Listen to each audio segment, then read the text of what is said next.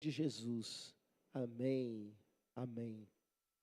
Durante a mensagem, continue orando por mim. Como vocês perceberam, a minha voz não está normal, né?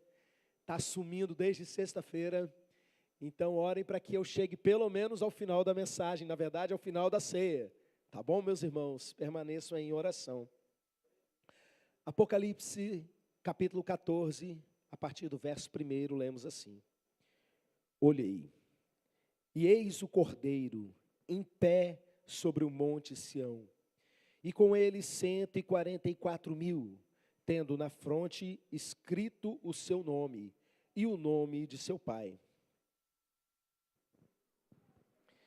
Ouvi uma voz do céu como voz de muitas águas, como voz de grande trovão. Também a voz que ouvi era como de harpistas quando tangem a sua harpa. Entoavam um novo cântico diante do trono, diante dos 4 seres viventes e dos anciãos. E ninguém pôde aprender o cântico, senão os 144.000 que foram comprados da terra. São estes os que não se macularam com mulheres, porque são castos. São eles os seguidores do Cordeiro, por onde quer que vá.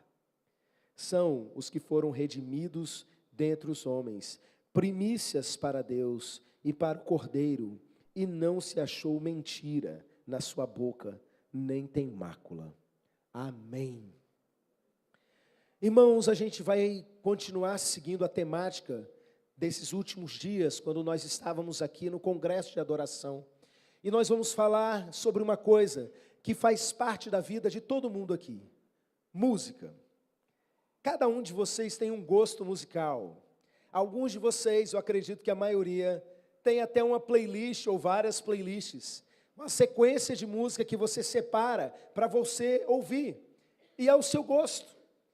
E todo culto, quando a gente se reúne como igreja, o que a gente faz muito? A gente faz música, a gente canta música, e a gente canta em homenagem a alguém, o Cordeiro de Deus que tira o pecado do mundo, que apareceu aqui nesse texto, o nosso Senhor Jesus. Nós cantamos para Ele. Mas eu quero que você pense comigo, será que Jesus gosta da música que você canta para Ele? Você sabia que assim como você, Jesus também tem o seu gosto musical? Que Ele também tem a playlist dele, que Ele também tem um tipo de música que Ele gosta mais, e a gente vai entender isso melhor no decorrer desse texto. A gente precisa entender isso, sabe por quê? Porque se a gente canta para Jesus, a gente tem que cantar aquilo que Ele gosta de ouvir. Se eu sei, por exemplo, que o meu pai não gosta de funk, eu não vou chegar para ele, eu fiz uma homenagem aqui no seu aniversário, fiz uma música para cantar, e soltar um funk para ele, não vai rolar, não é uma homenagem. Eu preciso saber o que Jesus gosta de ouvir. E por isso, a importância da mensagem dessa noite.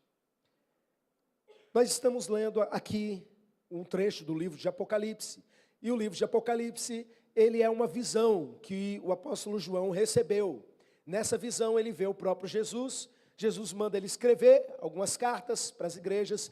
E depois Jesus fala para ele, sobe para cá. Ele vê uma porta no céu. E ele entra no ambiente da presença do Senhor, onde ele vê o trono de Deus, e ele vê alguns outros personagens. Quando você lê o livro de Apocalipse, você vê que há descrição de coisas que estão acontecendo na terra, mas existem coisas que estão acontecendo no céu. E é interessante demais a gente ver o que está acontecendo no céu, porque a gente sabe que Deus está lá, mas o que mais? Existe o trono de Deus, mas perto desse trono existem algumas outras pessoas, seres. Existem 4 seres viventes, representados ali numa figura simbólica, com partes animais, uma coisa muito diferente. Existem 24 presbíteros, 24 anciãos, é a mesma coisa, presbítero e ancião, no grego do Novo Testamento. Eles estão ali e eles estão o tempo todo adorando ao Senhor. Mas além disso, meus irmãos, no céu, a gente tem a presença de milhares e milhares de anjos que volta e meia começa todo mundo a adorar também. E depois, quando você vai avançando no texto de Apocalipse, você vê que existe um povo ainda maior, formado por gente de toda língua, raça e nação, de todas as épocas, que estão na presença de Deus. E o que eles fazem? Eles também adoram com música. Olha que coisa curiosa. Mas além dessa turma toda, existe um grupo específico, que é muito importante para a mensagem dessa noite. Os chamados 144 mil, também conhecido como o coral de virgens do Apocalipse. Vocês vão entender isso aí durante o texto. São gente que tem algumas características um pouco diferentes. Eles são apresentados para a gente no capítulo 7, e eu acredito que o número 7 aí não está por acaso, não é? Eles aparecem no capítulo 7, são descritos ali como sendo uma quantidade de pessoas que foram selecionadas das 12 tribos de Israel. Alguns entendem que, ao dizer que eles são das 12 tribos de Israel, é literalmente do povo de Israel no sentido sanguíneo. Outros vão ler esse texto e vão entender que, na verdade, como as tribos de Israel já tinham sido dispersas desde o Antigo Testamento, como público-alvo, as pessoas para quem o livro de Apocalipse foi escrito, foi a igreja de Jesus, e entendendo que o Novo Testamento chama a igreja de Israel de Deus, de nova circuncisão, etc., vão entender como um grande simbolismo a respeito da própria igreja de Jesus. Mas existe um grupo diferente dos outros salvos, em um patamar diferente, a gente vai entender isso um pouquinho mais para frente nessa mensagem, que é apresentado no capítulo 7, e quando junta mais 7, no capítulo 14, eles aparecem de novo. E é esse texto que nós lemos. O capítulo 13 de Apocalipse é muito conhecido porque aparece a besta. E essa besta, as pessoas que estão de acordo com o sistema dela, elas usam a marca da besta na mão e na testa. Só que agora, quando você chega no capítulo 14, você percebe que esses caras não usaram a marca da besta, mas eles têm na sua fronte, na sua testa, o nome do Pai e o nome do Filho, ou seja, do Cordeiro de Deus. E meus irmãos, João diz que vê o Cordeiro, Jesus, no Monte Sião, e ele começa a ouvir um som. E essa parte é muito interessante, porque é um som que vem do céu. Aonde está sendo produzido, da onde está saindo esse som? De diante do trono de Deus, da sala do trono. Ali onde estão, o texto descreve isso, os 4 seres viventes, os 24 anciãos, uma adoração está sendo feita ali com música. E essa música está sendo ouvida cá onde Jesus está. Jesus está em pé no Monte Sião. Junto com Jesus estão esses 144 mil rapazes. E aí o que acontece? Esse som está chegando ali. E um detalhe curioso desse som, ele é dito que é o som de muitas águas e de voz como trovão. E você vê isso sendo dito no Apocalipse, no início, a respeito da voz do próprio Jesus, no capítulo 19, sobre as pessoas que são salvas, e agora você ouve desses que estão adorando lá na sala do trono. E ele diz que além desse som que está chegando, ser como a voz de muitas águas, ele tem o som de harpa. É daí que vem, meus irmãos, a ideia de que no céu tem aqueles anjinhos sentados na nuvem tocando uma harpazinha. Vocês já devem ter visto essa figura por aí, não é? Está tudo errado, eu vou explicar para vocês por quê. A palavra que a gente tem traduzida para a gente aqui como harpa, na verdade, no grego original, não é harpa. É um outro instrumento musical. Um instrumento musical que a gente conhece hoje como cítara. Quando você lê a palavra no grego, na verdade, não está escrito cítara, como a gente pronuncia hoje. Está escrito quitara. Isso parece familiar? Você conhece algum instrumento que o nome é parecido com isso? Quitara. Exatamente, guitarra. E o que é uma quitara daquela época? É um filho da lira. A lira era como se fosse uma harpa pequenininha, não é? Só que, qual é a diferença? A quitara, que a gente conhece como cítara, As cordas estão esticadas, mais longas, e tem alguma caixa acústica, às vezes até casco de tartaruga, para fazer um bojo para o som reverberar. Então a quitara, na verdade, é o pai, né, ou a mãe, sei lá, já que eu estou falando no feminino, né, do violão, que é uma guitarra acústica, como é chamada em vários idiomas. E avô da guitarra elétrica. Por que isso é curioso para a gente? Gente, basicamente tem guitarra no céu. Ele está ouvindo o som desses instrumentos de corda sendo tocados, né? Na minha imaginação eu já penso o maior rock and roll saindo dali. Será que é esse? Será que chegamos à pista? Calma, que eu vou dizer qual é o gosto musical de Jesus. Mas o que acontece? Por que essa parte do som vindo do céu é tão interessante para a gente? Acompanhe essa viagem. O bebê aqui para molhar minha garganta. A música que nós conhecemos é um som, e todo som aqui no mundo material é uma onda mecânica. O que é isso? Precisa do ar para se propagar. Você, por exemplo, vê um filme de espaço, uma nave explode lá no espaço sideral e faz aquele barulhão, tipo Guerra nas Estrelas. Tudo licença poética, não existe som no espaço, porque não existe ar no espaço. Para que exista som e necessariamente melodia, precisa ter um ambiente com ar para que esse som chegue nos seus ouvidos. E eu olho para um texto desse e vejo anjos na presença de Deus, na sala do trono, tocando instrumentos musicais e cantando. Como assim? Se a gente lê na própria Bíblia que os anjos não são feitos de matéria, eles são espirituais. E que esse mundo material foi feito a partir do mundo espiritual. Primeiro existia um mundo espiritual e já existia música na presença de Deus. Depois existiu um mundo material. Você sabe o que eu vejo nisso? A Bíblia diz para a gente que esse mundo que existe, meus irmãos, ele é meio que uma sombra daquilo que existe no mundo espiritual. O que nós temos aqui que acontece no meio material é uma versão daquilo que acontece no mundo espiritual. João vê isso traduzido para os seus símbolos, para aquilo que ele conhecia. O Apocalipse inteiro é assim, da sua cultura, do seu vocabulário, dos símbolos que tinha na sua mente, ele está traduzindo essas coisas. Mas existe algo muito maior. A música existe no mundo espiritual, independente da matéria. E por que é importante a gente ter esse entendimento? Para você entender que, presta atenção, música é uma linguagem do Espírito. Música é uma linguagem espiritual. Vocês já repararam como algumas músicas têm o poder de mudar a gente, mexer com as nossas emoções?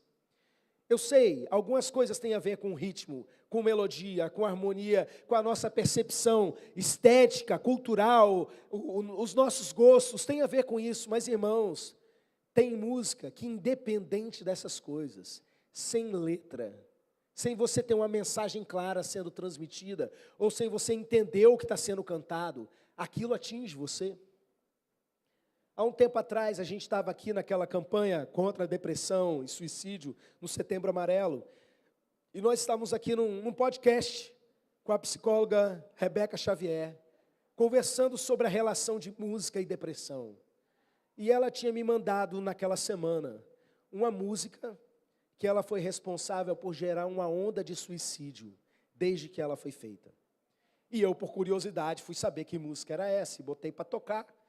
Eu estava estudando sobre o assunto, estava o meu filho bebê na cama, e a minha esposa junto, e eu botei a música. Irmãos, não tinha nada de específico, de diferente, de um ritmo, de uma harmonia fora do comum, mas deu uma coisa tão ruim quando eu escutei aquilo. O meu filho começou a chorar inexplicavelmente, nada fazia ele parar, do nada.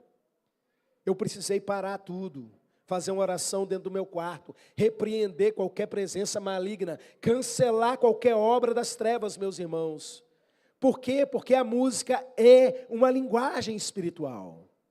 Tem gente hoje falando a respeito disso, tentando dar explicações do tipo, porque existe uma vibração, porque esse tipo de batuque chama espírito. Conversa fiada, meus irmãos. Não tem embasamento científico esse princípio de vibração, e muito menos bíblico. Mas existe algo. E esse algo está para além dessa nossa percepção de ondas materiais humanas.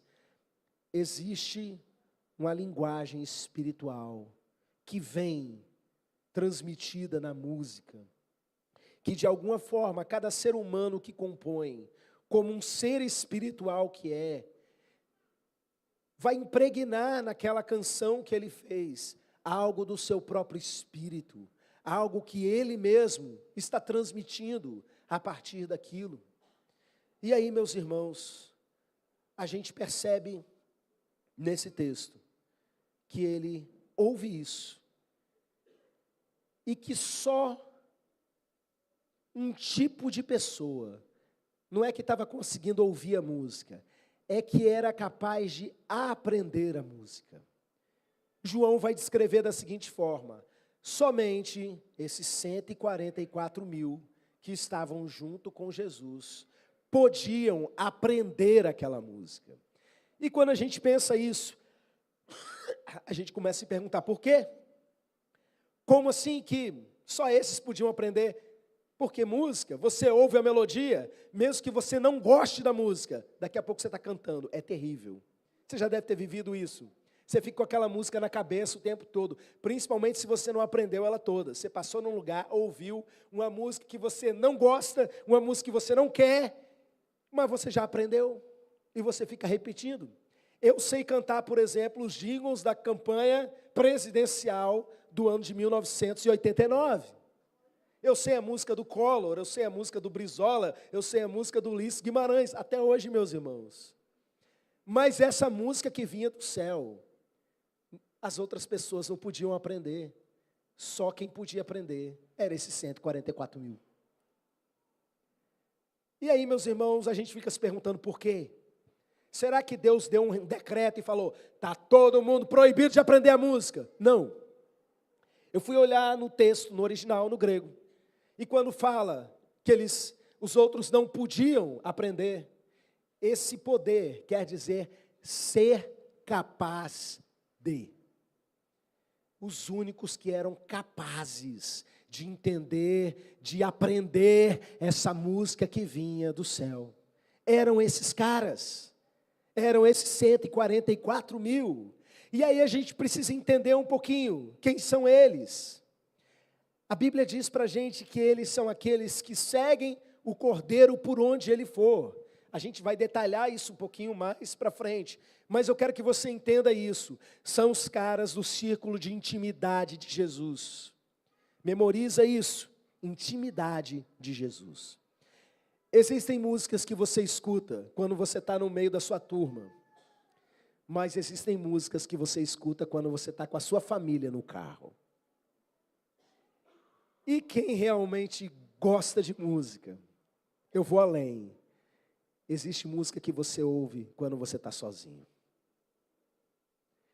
Às vezes eu estou no carro, meus irmãos, ouvindo a minha playlist. Aí de repente entra a minha família. Está na minha música, a Jennifer vai lá e pula a minha música. Por quê? Porque não é dela. Tem música que é comum nossa, sabe? Que está no nosso gosto comum, mas meus irmãos, tem hora que eu estou sozinho no carro, que eu boto o som no alto e meu olho enche de água, meus irmãos. Vocês estão curiosos, né? Vou dar um exemplo. É meu gosto. Cada um tem o seu. Tem 2 discos do Rodolfo Abrantes, bem rock and roll mesmo, que é o RABT e o Santidade ao Senhor. Que é assim, o rock comendo solto. E a Bíblia sendo pregada no meio das letras, e eu conheço as referências que ele está citando, e aquilo vai me dando um treco por dentro, meus irmãos, e eu vou cantando aquilo, minha prioridade. Irmãos, são as músicas da minha intimidade, você tem as suas. E o ponto que eu quero chegar é, Jesus tem as dele. Jesus tem a música que só quem está junto dele é capaz de aprender. E que música é essa? Esse é o ponto. Que música é essa? Esse som de guitarra vindo do céu, ô glória! O texto acaba de dizer isso, meus irmãos. O texto fala que só quem podia aprender eram esses caras. E aí o versículo seguinte começa a falar coisas a respeito deles. E olha que interessante, a forma como o texto é colocado dá a entender para a gente que a chave, a resposta é essa. Só esses caras podiam aprender a música, porque só eles tinham essas características. E que características são essas, irmãos? O gosto de Jesus. Como a música é uma linguagem espiritual, que tem a ver com aquilo que a pessoa que está cantando está emitindo espiritualmente. O gosto de Jesus não tem a ver com esses padrões humanos nossos, e vocês vão entender isso melhor ao final. Tem a ver com quem canta, tem a ver com a boca que está cantando, tem a ver com o coração que está cantando. E ele vai dizer algumas coisas a respeito desses caras, 4 coisas. E a primeira, a mais esquisita de todas.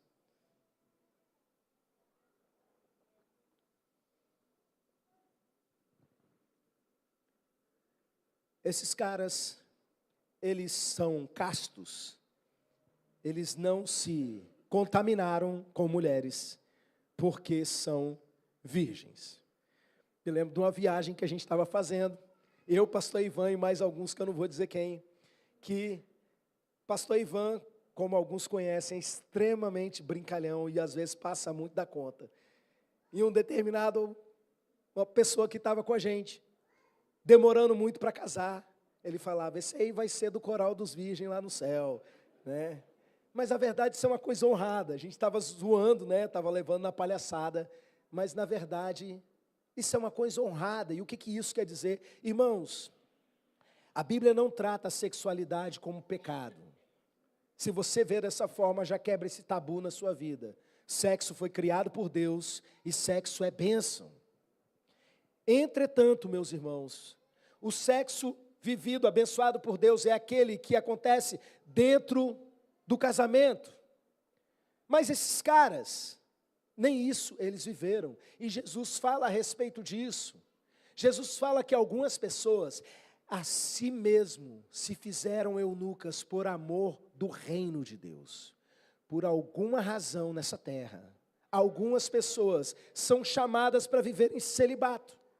Paulo vai dizer que alguns receberam o dom de Deus de se casarem. Eu recebi o dom para me casar, glória a Deus. Mas existem algumas pessoas que receberam o dom de não se casarem. Esses caras, por alguma razão, eles foram chamados a não ter vida sexual e eles obedeceram. Eles venceram as tentações, eles venceram o pecado. Irmãos, quando a gente fala de pecados na área sexual, a gente está falando simplesmente de uma das forças mais poderosas que existem dentro de nós. Quem aí já foi no Imersão Total sabe, lá a gente se debruça um pouco mais sobre esse assunto. Não é que os pecados sexuais eles são mais graves que os outros, mas a sexualidade é uma das coisas mais basilares da sua mente, do funcionamento da sua mente. Seu instinto de reprodução passa por isso. A sua identidade, a maneira como você se vê, passa por isso. A sua afetividade passa por isso. A lista é grande, meus irmãos, de coisas da nossa vida psíquica que tem a ver diretamente com a nossa sexualidade. E é por isso que Satanás ataca tão severamente nessa área, porque ele sabe que se você cair na área sexual, se ele tocar na sua sexualidade, ele vai atingir a sua vida de uma maneira muito mais ampla. E qual tem sido a estratégia do reino das trevas nesses dias? É dizer que você é aquilo que você deseja. Porque se hoje um servo de Deus abre a Bíblia e mostra que determinadas práticas são pecado, as pessoas vão responder da seguinte forma: você não concorda com a minha existência. Porque eles pensam que eles são o que eles desejam. E eles desejam o quê? O que foram levados culturalmente, pela sua história de vida, a desejar. Então, meus irmãos, a sexualidade tem se tornado um ídolo. As pessoas têm feito qualquer coisa, têm cometido erros terríveis, têm abandonado muitas vezes a sua fé, têm abandonado uma caminhada na presença de Deus por causa de um ídolo, que é a sua própria sexualidade. Porque pensa, se eu estou sentindo, eu tenho que fazer. Essa é a realidade que sempre existiu na humanidade, mas que tem se multiplicado nesses últimos dias. Não deixe que a sua sexualidade dada por Deus se transforme em um ídolo, assume um patamar maior do que ele.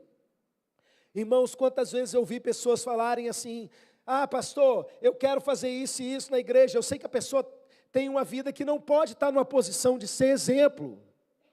E aí eu viro e pergunto: mas você está em santidade? A pessoa já sabe, porque o pastor está acompanhando. Estou em santidade, pastor, mas estou em santidade não consegui ninguém até agora, estou sozinha. Porque na hora que arruma um namorado, na hora que arruma uma namorada, se entrega completamente a uma vida de pecado. Porque Jesus ainda não reina sobre a sua sexualidade. Os 144 mil eram castos. Eles venceram essa área na vida deles. E a primeira nota de harmonia que sai nesse texto se chama santidade, meus irmãos. A música que Deus gosta de ouvir é de um coração santo. E o texto, ele vai falar as outras coisas. A próxima coisa é o seguinte: são eles os seguidores do Cordeiro por onde quer que vá.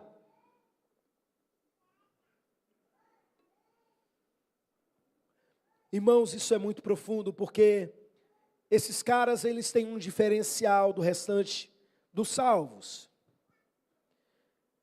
E um desses diferenciais é que eles amam a presença. Eles não aceitam uma vida em que eles estão um pouquinho longe de Jesus. Eles são pessoas que amam estar juntinho do seu mestre. São pessoas que, não importa o que está acontecendo, eles querem mais estar junto de Jesus. Eles amam a proximidade, eles amam a intimidade com o mestre, eles amam a presença, meus irmãos. É por isso que a adoração deles é diferenciada. Mas eu quero que você perceba um detalhe nesse texto. Onde Jesus está? Pode olhar na sua Bíblia.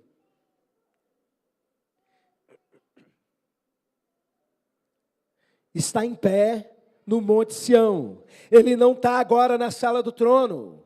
Ele está no Monte Sião. Alguns vão entender isso metaforicamente como uma parte do céu. Outros vão entender como o local lá em Israel, onde Jerusalém está construído. Não importa.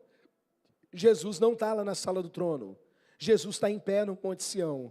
E esses caras, eles seguem Jesus por onde Jesus for. Então entenda o seguinte: não se trata simplesmente de alguém que em adoração atrai a presença de Jesus, porque gosta muito da presença. Não, é alguém que está indo constantemente aonde Jesus vai. Se Jesus vai daqui para lá, eles vão juntos. E eu pergunto para vocês: onde Jesus está nessa terra? Onde Jesus está indo? A gente tinha uma pintura aqui antigamente, se você forçar talvez ainda veja Mateus 24 escrito ali. Porque tive sede e não me deste de beber, tive fome e não me deste de comer, estava nu e não me vestiste, estava doente e não fosse me ver, estava preso e não me visitastes. Jesus está nesse momento onde tem gente sofrendo. Jesus está nesse momento nos hospitais, Jesus está nesse momento em presídios com pessoas injustiçadas, Jesus está nesse momento em lugares de guerra, Jesus está nesse momento em lugares da cidade, onde pessoas estão esquecidas pela sociedade. Jesus está ali. E aquelas pessoas que amam Jesus e que amam a presença de Jesus, eles seguem Jesus por onde Jesus está. Cada uma dessas coisas que nós estamos falando precisa servir para você como referência, como medida, para você olhar para a sua vida. Os 144 mil são exemplo para nós. Essas características estão listadas para que você olhe e fale, uau, eu preciso caminhar nessa direção. Porque se tem uma melodia que está chegando a Jesus, chamada santidade, essa segunda eu entendo, meus irmãos, como obediência. Porque o discípulo é aquele que segue o mestre. Alguns seguem de longe, mas existem aqueles que seguem de perto. O texto vai continuar. São estes os que não se macularam com mulheres, porque são castos. São eles os seguidores do Cordeiro por onde quer que vá. São os que foram redimidos dentre os homens, primícias de Deus e para o Cordeiro. Esse pedaço, essa característica também ela é muito importante para a gente, porque mostra que eles foram comprados, assim como eu e você. Que o sangue de Jesus também os alcançou, ou seja, não são pessoas que nasceram santas. Ninguém nasce santo, meus irmãos. Todos nós carecemos da graça, da misericórdia de Deus.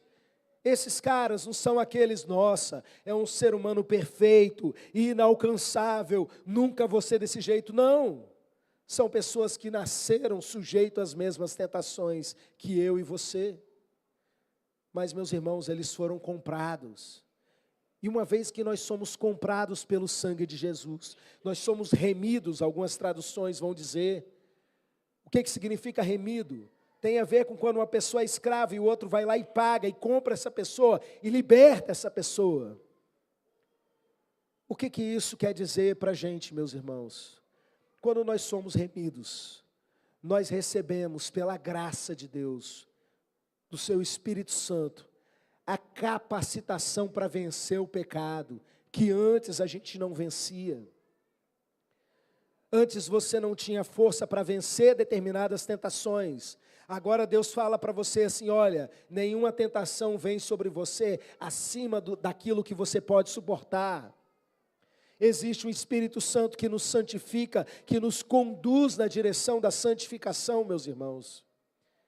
O grande problema é que nós, muitas vezes, usamos a nossa liberdade para continuar vivendo no pecado, para continuar nos entregando ao pecado, mesmo tendo sido comprados por Deus.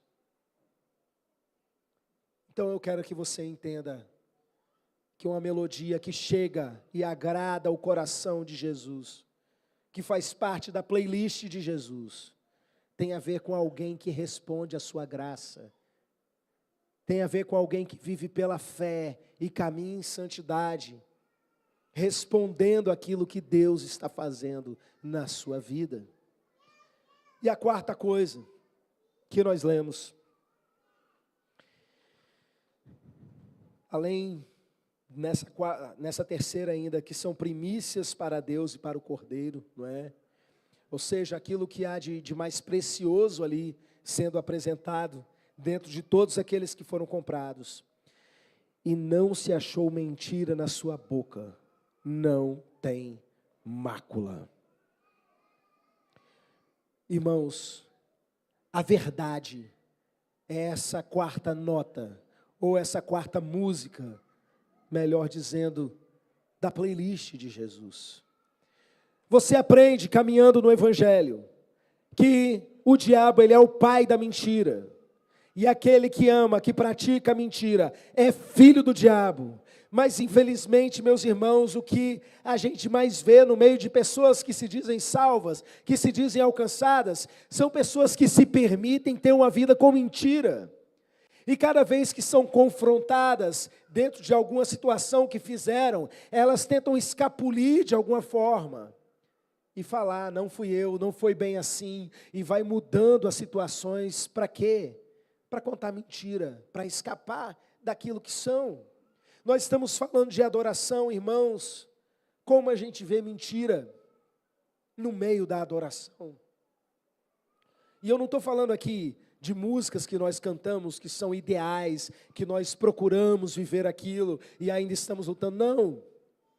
Eu estou falando de pessoas que chegam num momento como esse e vão cantar diante do Senhor com a mesma boca que na verdade está falando o idioma do inferno, que contou mentiras, que vive mentiras e continua contando mentiras e acha que pode abrir a boca e simplesmente, agora eu estou adorando a Deus, mas a mancha na sua adoração.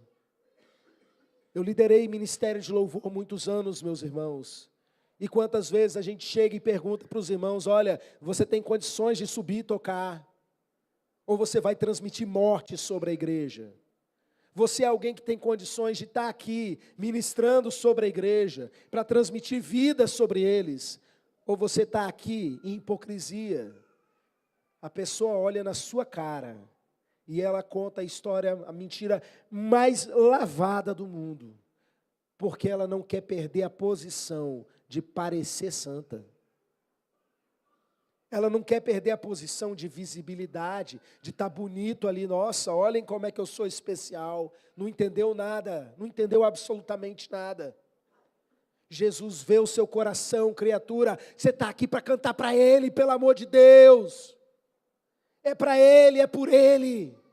Não importa o que os outros estão vendo, Ele está vendo a música real, no mundo espiritual, que está emanando do seu coração.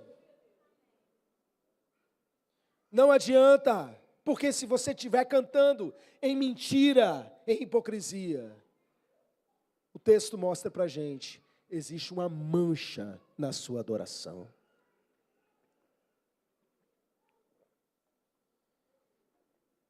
E essa galera, meus irmãos, essa rapaziada, os 144 mil, eu não sei se essa música era um rap, eu não sei se essa música era um rock, eu acho que era, porque tinha guitarra, ou pelo menos uma guitarra, né, antiga, o som.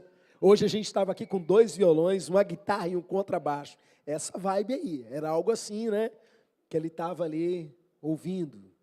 Eu não sei qual era o estilo, mas eu sei que no mundo espiritual, a playlist, os sons, as harmonias formadas, tem a ver com quem está cantando a canção. A gente vive, meus irmãos, numa realidade em que as pessoas idolatram e sacralizam os seus próprios gostos. É muito comum a pessoa chegar numa igreja e começar a julgar tudo baseado nos seus gostos. E eles falam coisas assim, eu não gosto dessas músicas de hoje, bom eram as músicas de antigamente. Deixa eu falar uma coisa que ficou para trás nesse texto. Eles cantavam um cântico novo. Jesus gosta de música nova. Quem não gosta é crente mala, religioso. Ah, mas antigamente que tinha música boa. Irmãos, tinha muita música boa antigamente, mas tinha muito lixo também, eu posso provar. Inclusive tem algumas músicas ruins antigas, hinos antigos que eu gosto, por nostalgia minha. Mas eu sei que elas não são lá essas coisas todas, né? No Apocalipse, a gente vê que em alguns momentos eles cantavam hinos antigos, cantavam o hino de Moisés, a música que Moisés fez lá milhares de anos atrás, e cantavam um cântico novo. O livro de Salmos diz, cantai ao Senhor um cântico novo. Jesus gosta de música nova. Mas aí as pessoas chegam num ambiente de culto, e elas começam a reclamar, e reclamam de uma coisa, e reclamam de outra, e esquecem que Jesus está vendo o som que você está emitindo no mundo espiritual pelo seu coração, por quem você é, pelo adorador que você é. Jesus não está preocupado se você está fazendo um estilo sertanejo, se você está fazendo um estilo de som pesado. Não é sobre isso, meus irmãos. Tem gente que chega aqui e vai reclamar de estética. Ah, a flor é de plástico, é natural. A parede é cinza, é branca, é preta. Ah, que isso, que aquilo. Essas pessoas que estão ligadas em coisas materiais, presta atenção se você é uma delas, são pessoas carnais. Você é uma pessoa carnal. A sua música para Deus ainda não é uma música espiritual. Eu vi um teólogo comentando as músicas do Apocalipse essa semana, enquanto eu estudava para essa mensagem. E eu ouvi um falando que A música do céu é uma música solene, que não é como essas músicas do mundo que mexem com o corpo e não sei o quê. Preconceito de velho chato, que quer dizer que aquilo que ele gosta é o sagrado. Você sabe o que é realmente o sagrado? É o que a pessoa que está vivendo em santidade, é o que a pessoa que está vivendo em obediência, é o que a pessoa que vive pela graça de Deus, pela fé, é o que a pessoa que não tem mancha na sua adoração, porque ela é verdadeira, ela está entoando diante de Deus. Essa é a adoração que Jesus ama, que aqueles que estão mais pertinho dele conseguem aprender e cantam para ele, sabe? E Jesus vai andando e a música rolando, né? E os 144 mil ali cantando em sintonia com o som das guitarras vindo lá do céu, das cítaras, né? Senão o pessoal vai achar que eu estou realmente, literalmente falando das guitarras. Estão ali cantando, é o que está sendo emitido no mundo espiritual, meus irmãos. E eu quero te dar a chance nessa noite de cantar algo assim, de se aproximar dessa santa referência. Você vai ter um tempo de se acertar com Deus, de confessar sua mentira, de confessar a sua idolatria sexual, o seu pecado de imoralidade, de responder a graça que Jesus está dando para você, de ser verdadeiro. Se coloca de pé, Ministério de Louvor, assuma, e vai orando também, Ministério de Louvor, para vocês não perderem esse momento. Esses primeiros instantes, antes de nós cantarmos uma canção de adoração ao Senhor, é para você se acertar, então se acerta, para que você cante mais perto. Irmãos, existem níveis de proximidade do trono, existem os 4 seres viventes perto do trono, existe ao redor os 24 anciãos, existem esses 144 mil que seguem Jesus por onde Ele vai. A minha pergunta para você é: o quão longe você está, o quão perto você está desse trono? Você quer se aproximar do trono de Deus essa noite, sim ou não? Então pega a chave. Um coração quebrantado e contrito não desprezarás, ó Deus. É hora de você se quebrantar. Fecha os seus olhos e pode começar.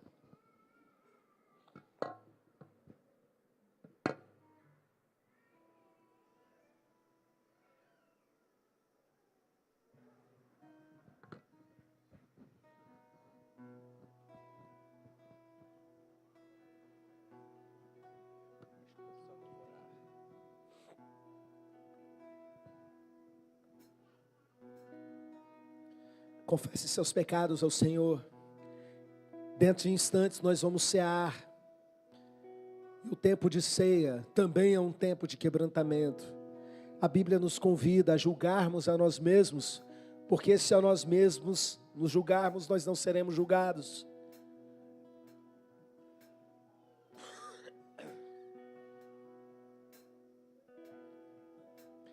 Meu Deus, eu peço em nome de Jesus, que nós consigamos cantar o som que agrada ao Senhor. Que nós consigamos, meu Deus, estar perto de Ti. Cantar a sua playlist, aquilo que o Senhor gosta de ouvir. Em nome de Jesus, meu Deus, nos permita viver isso, meu Pai. Que nós consigamos chegar num nível de quebrantamento, que haja confissão de pecado nesse momento, e arrependimento verdadeiro diante do Senhor. Aleluia.